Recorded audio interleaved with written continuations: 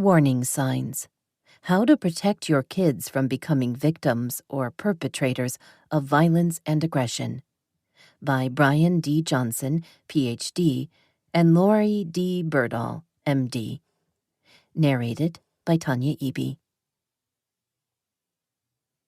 For the millions of victimized youth and the people trying to help them, and for those working to protect children from violence and aggression. Introduction. Charlotte was a free spirit who jumped, skipped, and ran to the beat of her own drum. She was boldness, she was mischief, and she was love. Her crazy antics made us laugh daily. Her insight and curiosity amazed us. We miss her singing loudly with the car radio, hearing her feet always at a run, never at a walk, down the hallway in our home. She was, and continues to be, our brightest star in the sky. Parents of 6-year-old Charlotte Helen Bacon, a first grader who was murdered at Sandy Hook Elementary School in Newtown, Connecticut. Young Charlotte was one of 26 children and adults killed at Sandy Hook Elementary in December 2012, and her parents are among many forced to wrestle with their anguish after living through the nightmare. While our nation struggles to understand the heinous acts of Adam Lanza in Newtown and numerous young mass shooters since, many parents are asking, what is going on, and what can be done about it? How can we protect our children? Some parents worry that a troubled youth they know could harm people, and others have to accept that their child did the unthinkable. Perhaps wanting to warn the public, Adam's father, Peter Lanza, said, "I want people to be afraid of the fact that this could happen to them." Are events like Newtown usually preceded by warning signs that could have been acted upon to prevent tragedy? What factors lead young people to commit senseless acts of violence, and are there warning signs for those? Research points to many underlying risk factors, and yes, there are often warning signs before young people harm themselves or others.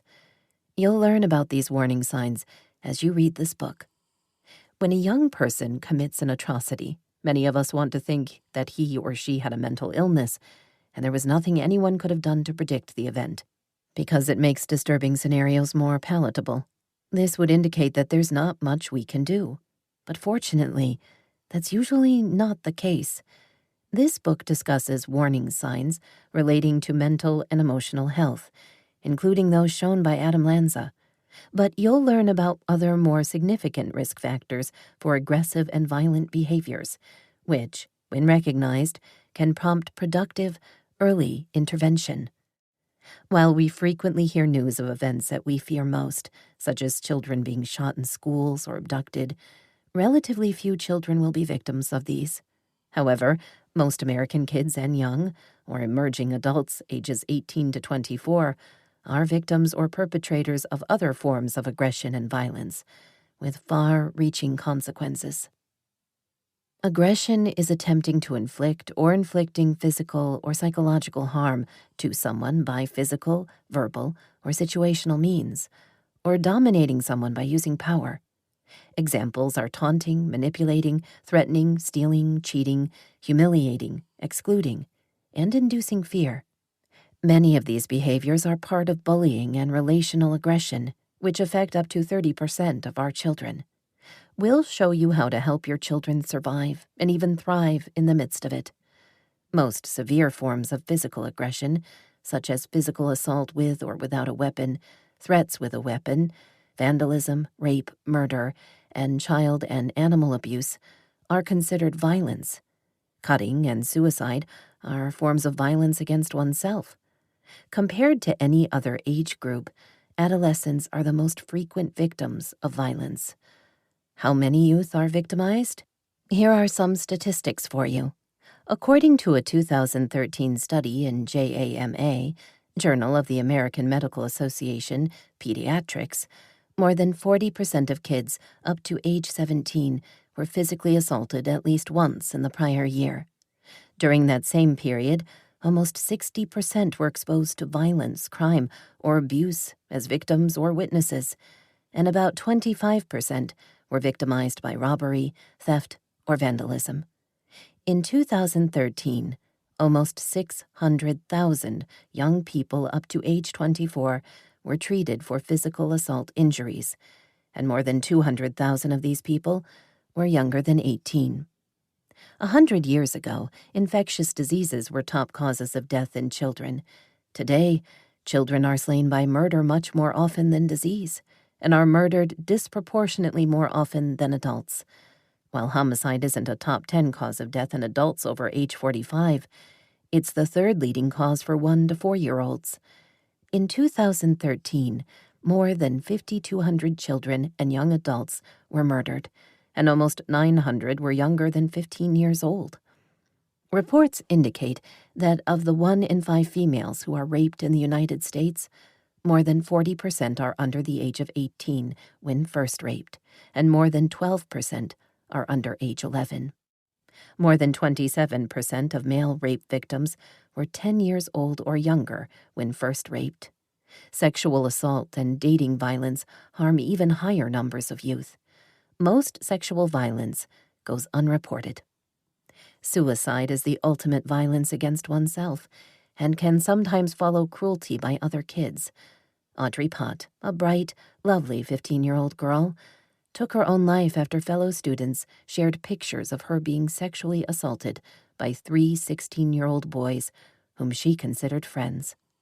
The boys and other students tormented and humiliated her before she hanged herself. In 2013, 17% of high school students seriously considered killing themselves, and 8% attempted it. More than 5,200 teens and young adults died by suicide that year.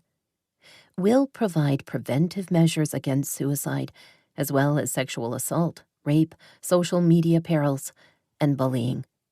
Deplorably, millions of children begin their lives as victims of domestic violence, abuse, and neglect at home. According to a joint report by the Children's Bureau and the U.S. Department of Health and Human Services, an estimated 679,000 American children were neglected or abused at the hands of caretakers in 2013, while the study published in JAMA Pediatrics estimated that 1 in 4 children are victims of maltreatment at some time during childhood. Associated costs are estimated at $124 billion each year. More than 1,500 children died from abuse or neglect in 2013, most under the age of 3.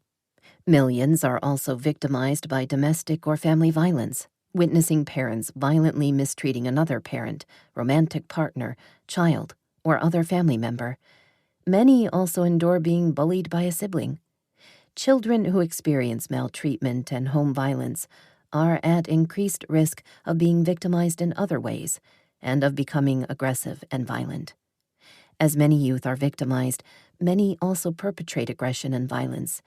Cynthia Alvarez was found guilty of murder in her mother's strangulation death and in the death of her stepfather, who was killed with a baseball bat and knife. The killings occurred after Alvarez, then 15 years old, lay in wait for her mother to come home. Alvarez testified that she and her 16-year-old boyfriend, who was also charged, went shopping for Halloween party supplies in the vehicle in which her dead mother's body lay. The Bureau of Justice Statistics indicates that children killing parents is a fast-growing type of homicide. Although it's fortunate that aggression against parents rarely goes that far, research shows that up to 17% of adolescents physically assault their parents. Rates of violent crimes committed by male youths are lower than in the 1990s, but violent crime by girls, particularly assault, is increasing at alarming rates. It's important to note that many youth crimes, such as theft, go unreported, and that detrimental, insidious forms of relational aggression aren't included in crime statistics. What causes some kids to seriously harm people while others wouldn't think of it? And how can we help kids protect themselves?